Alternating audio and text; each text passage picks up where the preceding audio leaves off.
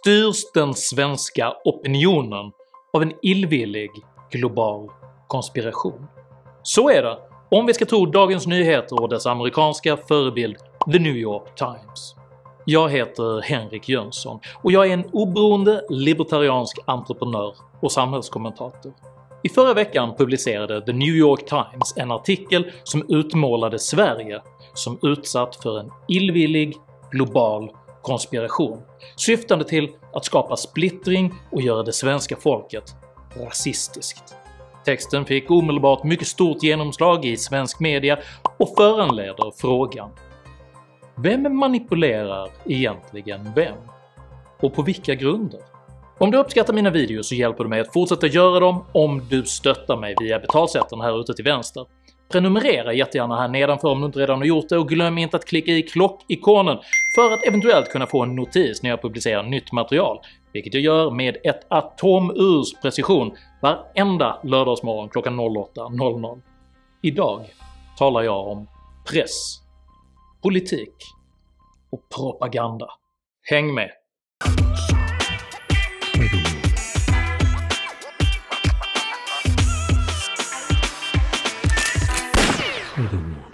1966 publicerade science fiction-författaren Robert Heinlein sitt libertarianska mästerverk The Moon is a Harsh Mistress, i sin svenska översättning lite andefattigare kallad Revolt mot jorden. Berättelsen beskriver hur månens förslavade gruvarbetarklass reser sig mot den ekonomiskt och militärt överlägsna jordiska regimen när de slutligen inser sitt taktiska övertag: att kunna kasta stenar från hög höjd. När andra länder pratar om Sverige utgör detta den svenska identitetsmässiga och politiska motsvarigheten till Heinleins från hög höjd fallande stenblock. Tilldelar Sverige beröm, lovordas avsändaren för sin framsynta klokskap, riktas kritik mot Sverige mobiliserar man försvar gentemot en förmodat okunnig och illvillig fiende. Texten i New York Times är i detta ljus strategiskt mycket begåvad. Den framställer Sverige positivt, men upprättar även en extern, abstrakt och enigmatisk fiendebild som görs ansvarig för svenska samhällsproblem.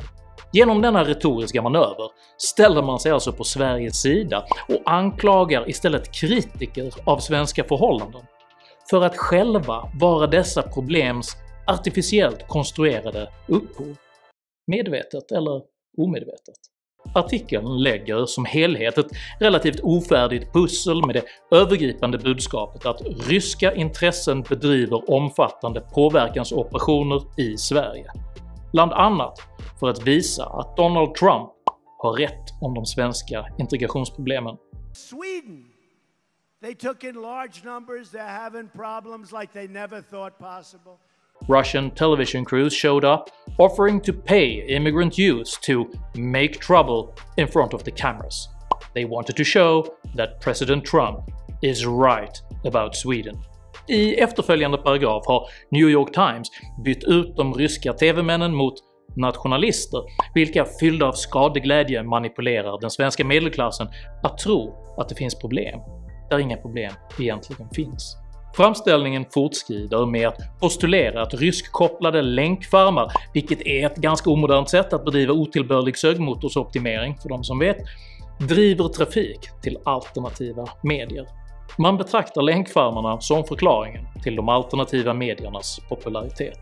Resultatet av allt detta är, enligt New York Times, att den svenska medelklassen håller på att anamma de manipulerande nationalisternas verklighetsbild, eftersom de börjat oroa sig för fiktiva problem gestaltade som kriminalitet och en eroderande välfärd. Låt oss inleda med att fastslå att påverkansoperationer existerar och säkerligen förekommer även i Sverige. Det kan mycket väl vara så att manipulationsförsöken som The New York Times tar upp är korrekt beskrivna, men den springande punkten blir ändå motfrågan: är det verkligen rimligt att tro att Sverige är utsatt för en ondskefull global konspiration syftande till att stötta Donald Trump? Är det verkligen rimligt att tro att den svenska medelklassens oro över kriminalitet och välfärdens framtid huvudsakligen är frammanipulerad av ryska bulvaner med länkfarmar.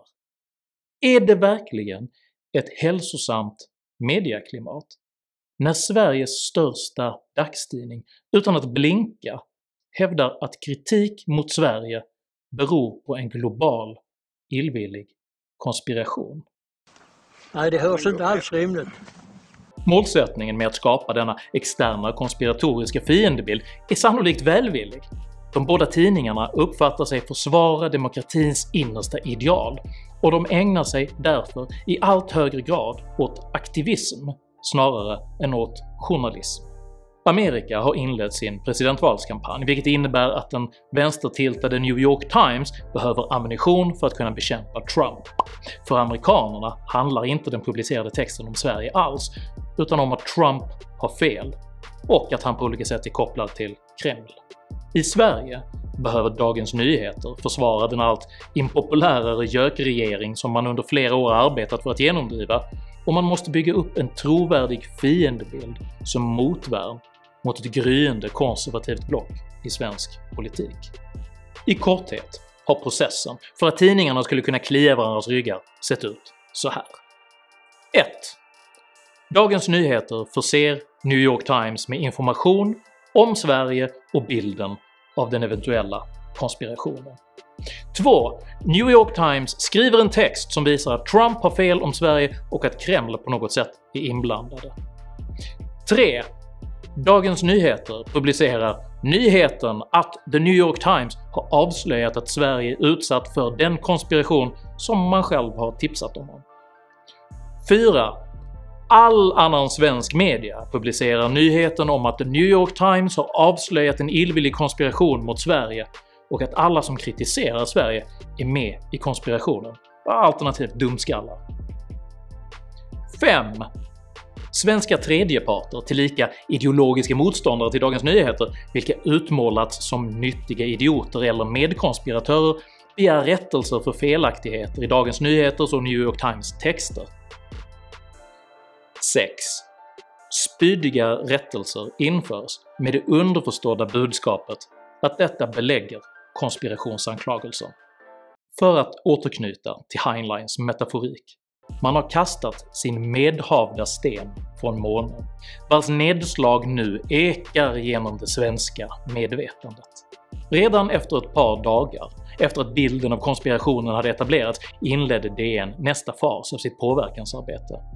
Detta genom en ledartext där föreställningen om att Ryssland göder den högernationalistiska nätsfären okritiskt tog som utgångspunkt, och efter man etablerade bilden att riksdagsmän som lyfter frågeställningar som Dagens Nyheter själva anser associerade med konspirationen numera bör vara på sin vakt. Oaktat var man står i olika sakfrågor är detta en påtagligt skrämmande och faktiskt helt extrem utveckling. Det är dessutom helt ärligt svårt att förstå hur Dagens Nyheter motiverar sitt agerande. Som manipulation, där målet anses helga medlen, är det för genomskinligt, det är för banalt och polariserande, och som journalistik är det undermåligt och tendensiöst. Den här typen av agendasättande beteende driver sannolikt snarare fler medborgare till att misstro etablerade medier istället. Är tidningens försvar då att de sinande läsarströmmarna orsakas av en illvillig global konspiration, då är vi i sanning illa ute på riktigt. Ja, deep in trouble, friend. Det förekommer sannolikt en del påverkansoperationer i Sverige, precis som det gör överallt. Dessa har dock sannolikt ganska marginellt inflytande på opinionen. Ockhams rakkniv är en princip inom vetenskaplig metod som går ut på att man bör undersöka enklast möjliga förklaring av ett fenomen först. Exempelvis är det enklare att undersöka varför folk tycker på ett visst sätt än att först undersöka om det möjligen föreligger en global ondsind konspiration bakom varför folk tycker på ett visst sätt. DN skriver i sin egen rewrite av The New York Times artikel: drivkraften att hitta fel och brister i det svenska samhället som skulle kunna skyllas på invandringen ökade i samband med den stora flyktingvågen 2015-2016.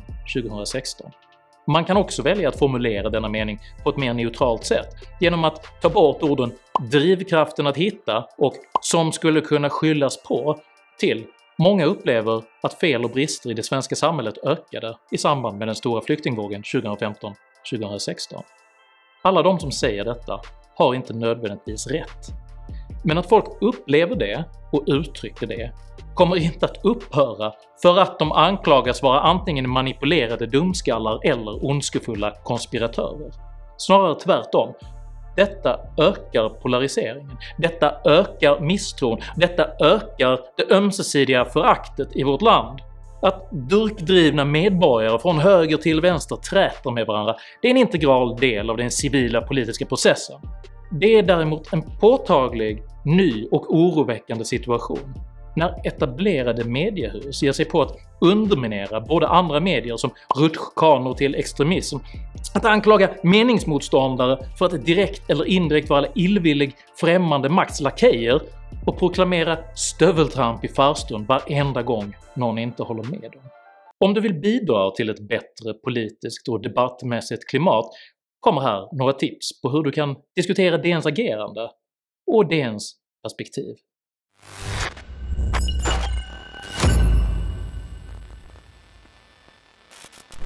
1. Var alltid artig. Eldfängd kommunikation leder till att du avfärdas som en emotionellt styrd rabulist som möjligen även har radikaliserats av konspiratörerna.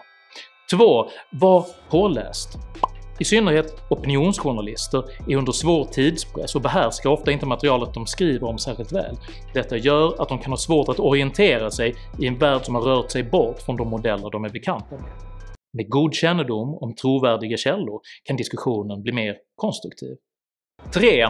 Ifrågasätt premissen. Om någon använder konspirationer som grund för misstänkliggörande, försvara inte den misstänkliggjorde. Problematisera istället konspirationens rimlighet. 4. Ha tålamod. En vanlig försvarsreaktion hos hotade etablerade medier är att utnyttja en form av härskarteknik som kallas förminskning. Utsagor av typen “journalistiskt arbete funkar inte riktigt så” kan mötas med mjukhet och ett kvarhållande i själva frågan. Berätta gärna hur det fungerar, för jag är nyfiken på hur ni resonerar runt det här med konspirationer. 5. Var nyfiken. Sokrates använde en metod som kallas för maivtik. Denna går ut på att man genom frågor förlöser nya svar i sin motpart. Istället för att säga “du bidrar till polarisering”, säg “hur tror du folk reagerar på det du säger? Och finns det inte risk att detta bidrar till mer polarisering?” Har man ett bättre faktastöd än konspirationsteorier och är kapabel att förvalta detta taktiska övertag kan man förr eller senare kasta åtskilliga egna stenar från en mycket hög höjd. Och då kan topologin förändras på allvar. Tycker du att man bör vara försiktig med anklagelser och konspirationsteorier om man vill bli tagen på allvar? Sprid, dela, prenumerera på min YouTube-kanal.